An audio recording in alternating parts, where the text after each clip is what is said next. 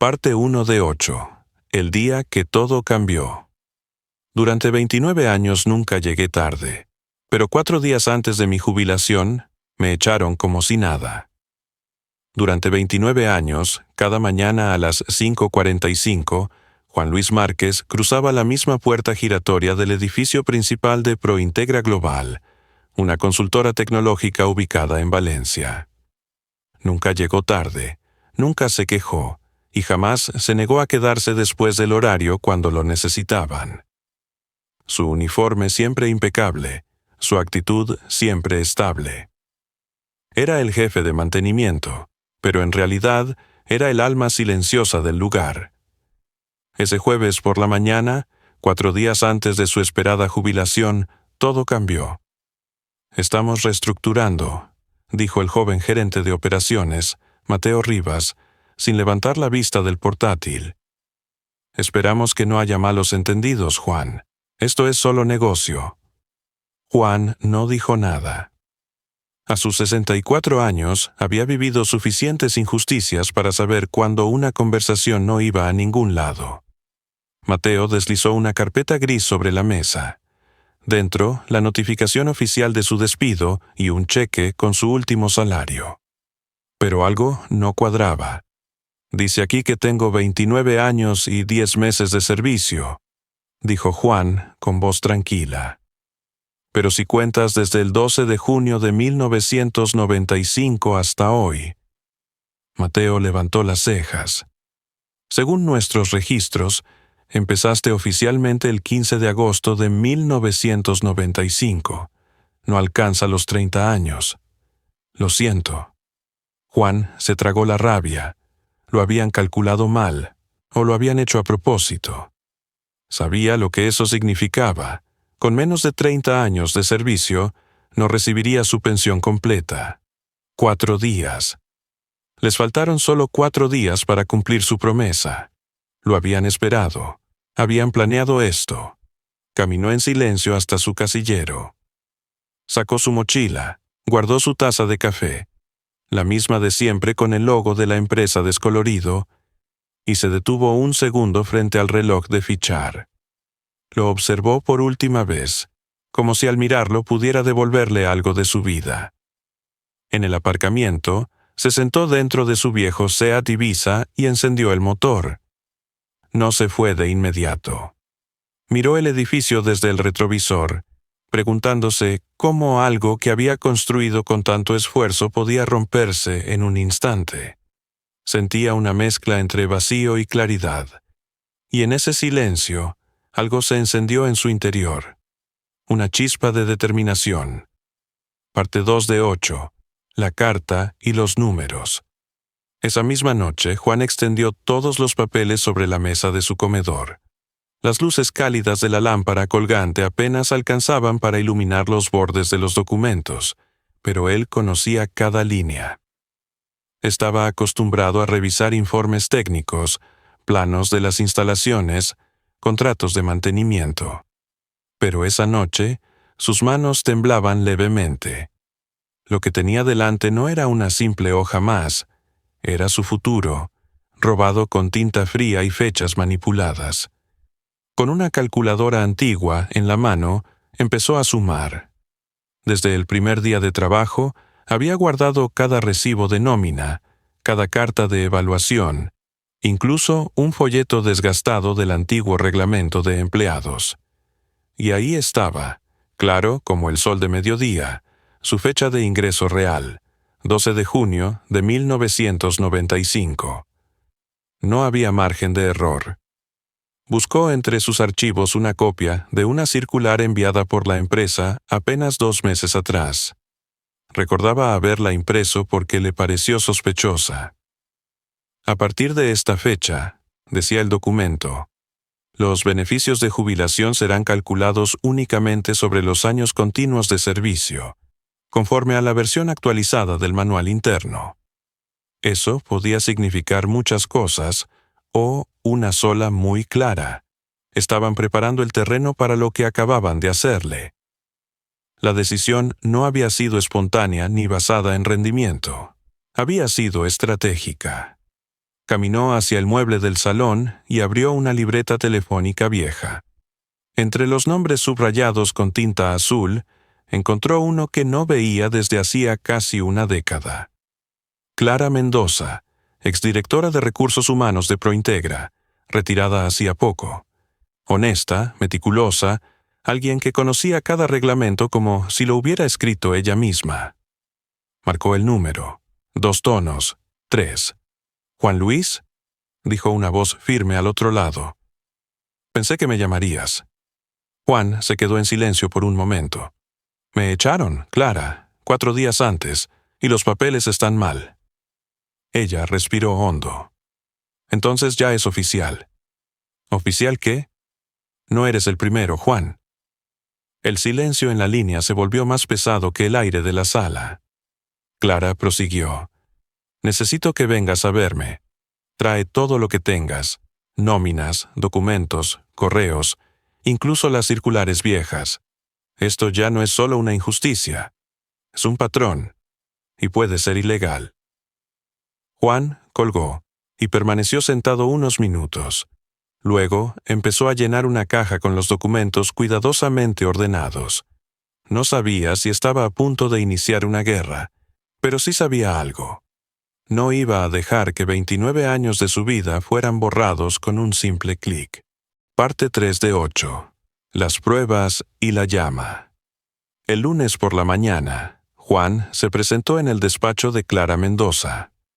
Era una oficina discreta, en un segundo piso sin ascensor, con muebles de madera clara y un leve olor a café recién hecho. Clara lo recibió con un apretón de manos firme y mirada directa, tal como la recordaba. «¿Todo lo que tienes está ahí?», preguntó, señalando las 2 cajas que Juan llevaba con esfuerzo. «Todo», respondió él. «Nóminas, cartas internas, comunicaciones, hasta copias de los correos que guardé en papel. Mi esposa siempre decía que guardar documentos era aburrido, pero útil. Tenía razón». Clara asintió con aprobación y empezó a revisar el contenido. Sacaba los papeles uno a uno, anotando con letra pequeña en una libreta amarilla. «Esto es sólido, Juan, muy sólido». Se detuvo en la circular de los cambios al manual de empleados. «Aquí lo tienes». Él escribió que los cálculos debían ser exactos, y luego te despide con un cálculo erróneo. Eso es una contradicción directa. Esto no es incompetencia, es estrategia. ¿Y eso basta?». Clara levantó la vista. «No para ganar, pero sí para empezar». Mientras ella hablaba, Juan notó cómo el rostro de su antigua colega se volvía más tenso. Había pasado de analítica a preocupada. «Juan, este patrón lo he visto antes. Desde que me retiré, 3 ex empleados de Prointegra me han llamado con historias similares, todos mayores de 60, todos despedidos justo antes de cumplir el tiempo necesario para la pensión completa, todos con errores de cálculo. ¿Y por qué no han hecho nada? Porque no tienen lo que tú tienes: pruebas, documentos, fechas claras. Tú podrías ser la diferencia». Clara explicó que la Ley de Protección al Empleado ampara casos donde la empresa despide a alguien para evitar el pago de beneficios adquiridos. Pero la carga de prueba era alta. Se necesitaban no solo documentos, sino intención comprobada. «¿Qué hacemos ahora?», preguntó Juan. «Presentamos una denuncia ante la Dirección General de Trabajo. Ya hablé con una abogada de su unidad antifraude. Están atentos a empresas que usan despidos para recortar pensiones. Me dijeron que tu caso podría encender alarmas. Si aceptas, enviaremos hoy mismo todo el expediente». Juan se quedó mirando por la ventana. A lo lejos, las montañas de la Sierra Calderona se recortaban contra un cielo nublado. Había llegado allí buscando orientación, y se marcharía como parte de algo mucho más grande. «Hazlo», dijo, con un tono que ya no era de duda, sino de decisión. «Si ellos jugaron con mi vida por unos números, ahora yo jugaré con sus reglas». Esa misma tarde, Clara envió el expediente completo. La respuesta de la dirección no tardó en llegar. Querían reunirse con Juan 2 días después, y llevarían consigo a alguien del área penal. Parte 4 de 8. La reunión en la sombra. Miércoles por la mañana, Juan llegó al edificio de la Dirección General de Trabajo en el centro de Valencia. Vestía una camisa blanca recién planchada, pantalones grises y su viejo maletín de cuero. Al entrar, lo guiaron a una sala de reuniones sin ventanas, iluminada por luces frías y con una mesa metálica en el centro. 2 personas lo esperaban: una mujer joven de traje azul marino y un hombre calvo de voz grave. Ambos se presentaron como inspectores de la unidad antifraude. «Señor Márquez», comenzó la mujer, «gracias por venir. Queremos que nos cuente, con el mayor detalle posible, su historia laboral en Prointegra Global. Año por año, sin omitir nada». Durante 2 horas, Juan relató su vida profesional como si estuviera desarmando una maquinaria compleja. Fechas, nombres, turnos nocturnos, promociones negadas, y cómo poco a poco lo habían apartado de las reuniones, los correos, las decisiones. ¿Y cuándo sospechó por primera vez que su despido era parte de un plan?, preguntó el inspector. «Cuando vi la fecha en los papeles», dijo Juan, sin dudar. «Y luego recordé la circular y las preguntas extrañas en las últimas semanas. Era demasiado específico para ser casualidad». Los inspectores abrieron una carpeta gruesa. Dentro había impresiones de correos electrónicos internos. Algunos entre Mateo Rivas, el gerente de operaciones, y la nueva directora de recursos humanos, Patricia Gil. Los correos eran explícitos. «Juan Márquez se acerca al punto de pensión. ¿Podemos prescindir de su puesto antes del 15 de junio? Hay que actuar antes de que se active el total del beneficio. Podemos justificarlo como reestructuración». Juan tragó saliva. Sabía que había algo turbio, pero leerlo así lo golpeó como una ola helada. «¿Cómo consiguieron esos correos?» «Auditoría interna, anónima. Pero esto es solo la punta del iceberg», respondió la inspectora. «Hemos detectado al menos otros 3 empleados mayores de 60 años despedidos bajo circunstancias similares en los últimos 18 meses. Y en todos los casos hubo errores en los cálculos». Juan apretó los puños bajo la mesa. No era solo él. Nunca lo fue. «Esto no es una simple falta administrativa», dijo el inspector. «Es fraude corporativo, y si se usaron medios digitales para planificarlo, también es delito informático. Estamos hablando de cargos penales. ¿Qué va a pasar ahora? Vamos a actuar, pero necesitamos que usted esté dispuesto a testificar si esto va a juicio. Su caso es clave, señor Márquez. Usted documentó todo. Usted puede ser el primero en levantar la voz». Juan bajó la vista.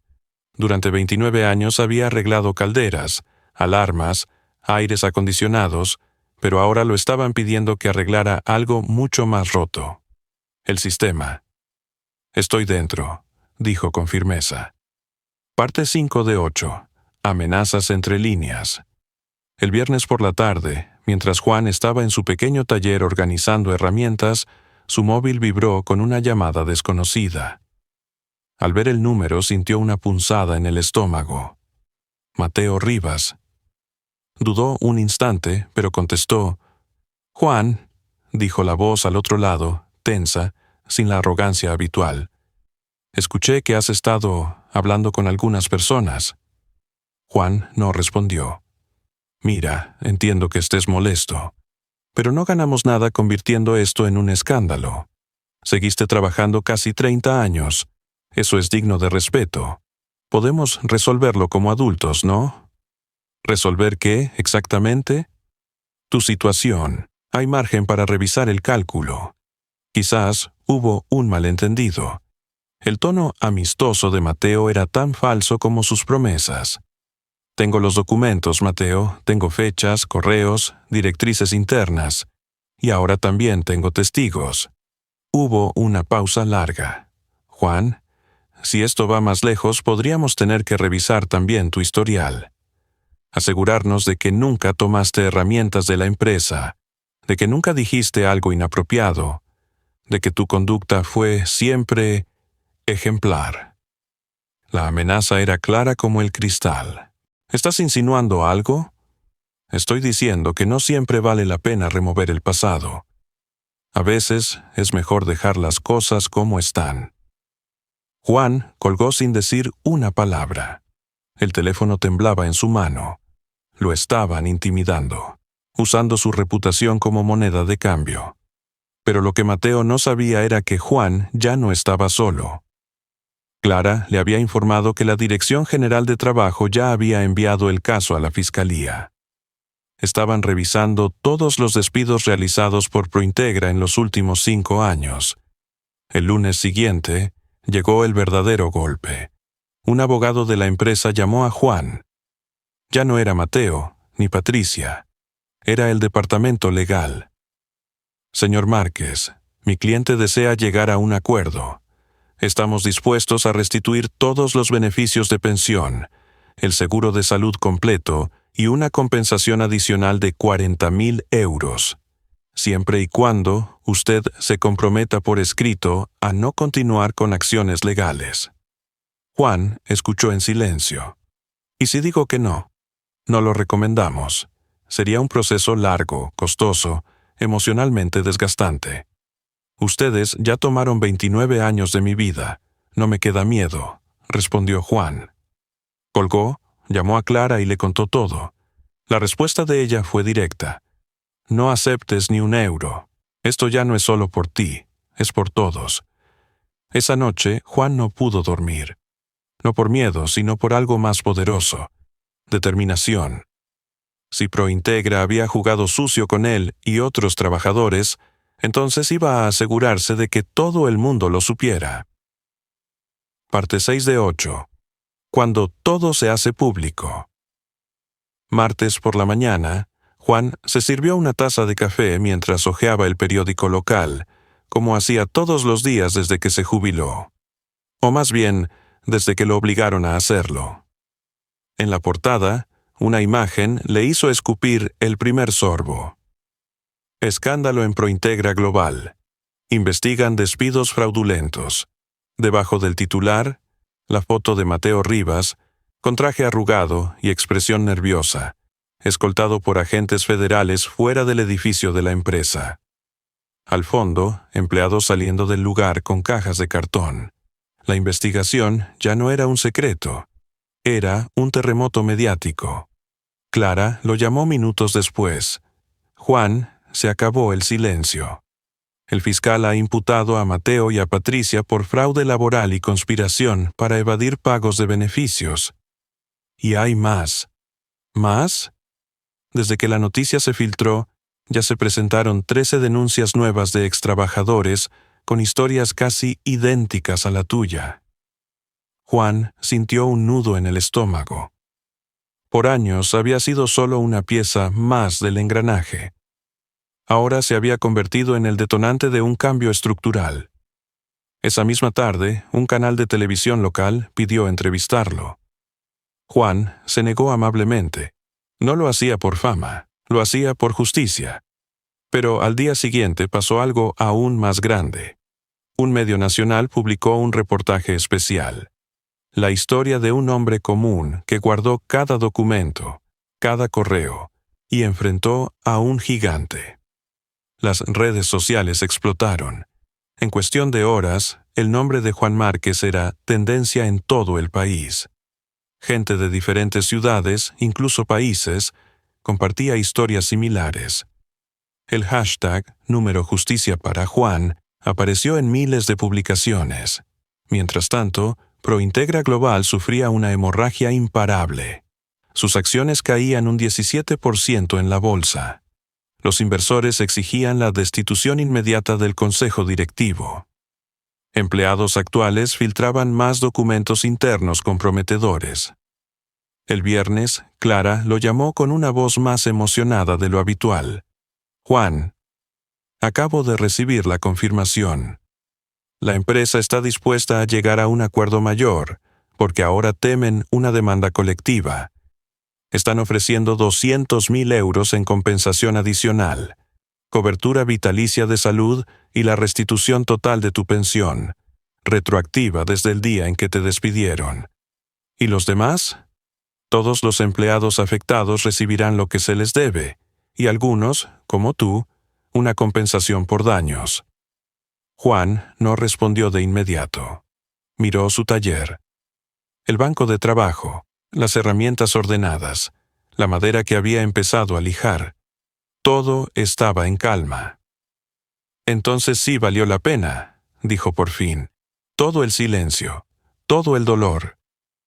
Y en ese instante, por primera vez en mucho tiempo, se sintió verdaderamente libre.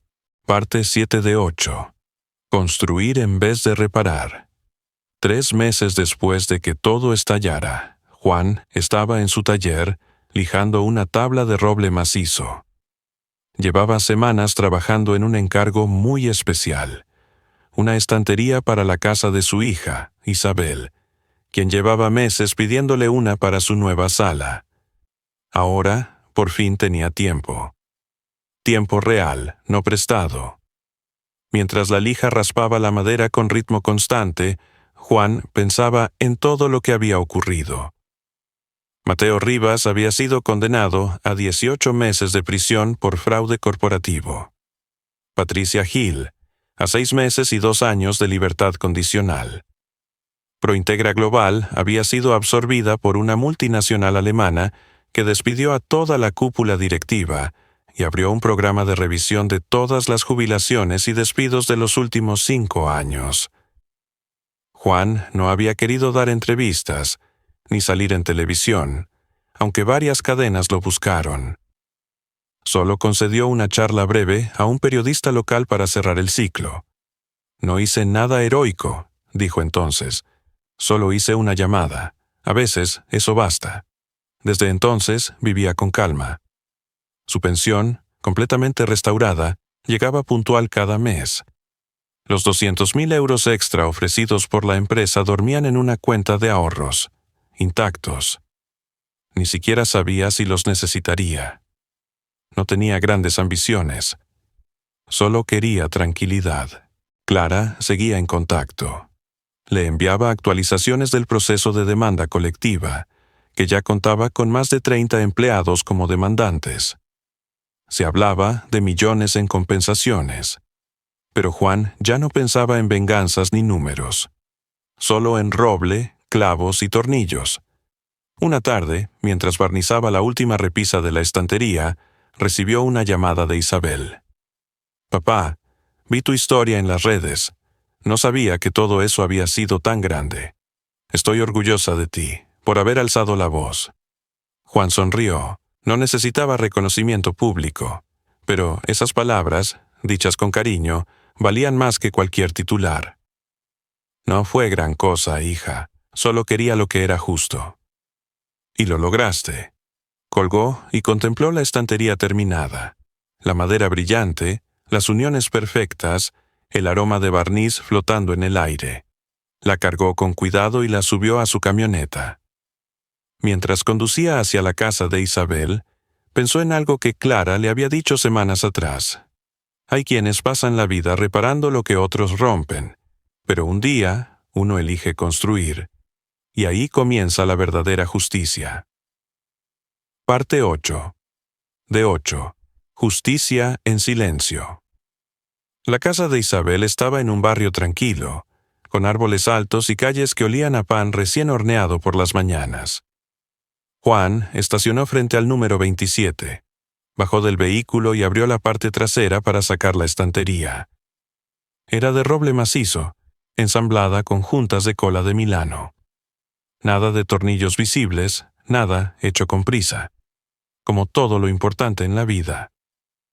Isabel lo recibió con una sonrisa radiante y un abrazo largo, de esos que no necesitan palabras. «Es perfecta, papá. ¿La hiciste tú solo?» «Como siempre», respondió él. «Con mis manos y con tiempo». Instalaron la estantería juntos en el salón. Isabel la llenó de libros, plantas y una pequeña foto de su madre, fallecida hacía más de 10 años. Juan se quedó mirándola un momento. Recordó los días de hospital, las noches sin dormir, el miedo de perderlo todo, y luego recordó cómo el seguro médico de la empresa lo había cubierto entonces, y cómo casi se lo arrebatan ahora. Casi. Antes de irse, Isabel le ofreció una taza de té. Se sentaron en la terraza trasera, donde el sol empezaba a esconderse entre los tejados. ¿Qué vas a hacer ahora, papá? Juan pensó un momento. Seguir viviendo, seguir construyendo, tal vez enseñar a otros lo que aprendí, no solo sobre madera, sino sobre cómo no dejarse pisotear. Isabel sonrió. Eres un ejemplo, aunque no quiera serlo. Juan no respondió.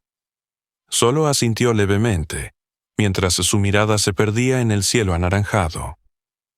Había aprendido algo importante en todo este proceso. A veces la justicia no hace ruido, no se celebra con aplausos, ni se firma con fanfarrias. A veces, la justicia llega en forma de silencio, de paz.